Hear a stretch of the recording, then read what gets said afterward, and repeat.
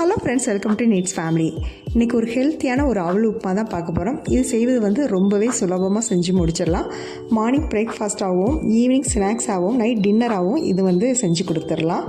அந்த அளவு இது செய்வது ரொம்பவே சுலபம். இது குழந்தைகளும் நல்லா விரும்பி சாப்பிடுவாங்க. குழந்தைங்க ஸ்கூல் போய்ட்டு வந்தோடனே ஈவினிங் ஸ்நாக்ஸாகவும் இது கொடுக்கலாம். சாப்பிடாத குழந்தைங்க கூட இந்த மாதிரி செஞ்சு கொடுத்தா கண்டிப்பாக குழந்தைங்க விரும்பி சாப்பிடுவாங்க. வாங்க வீடியோக்குள்ளே போகலாம். ஒரு கப்புக்கு கெட்டி அவல் எடுத்துக்கலாம். இதுக்கு கெட்டி அவல் தான் நல்லாயிருக்கும் இந்த உப்புமாவுக்கு. இதை தண்ணி ஊற்றி நல்லா அலசிட்டு வந்துடலாம். அவலில் அழுக்கு இருக்கும், அந்த அழுக்கு போகிற அளவுக்கு ஒரு 2-3 தண்ணி விட்டு நம்ம அலசி எடுத்துகிட்டு வந்துடுவோம்.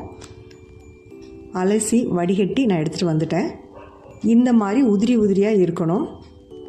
ரொம்ப நீங்கள் தண்ணியில் ஊற வச்சிட்டிங்கன்னா அது களி மாதிரி ஆயிரும். அந்த மாதிரி பண்ணக்கூடாது. இங்கே பாருங்கள், இந்த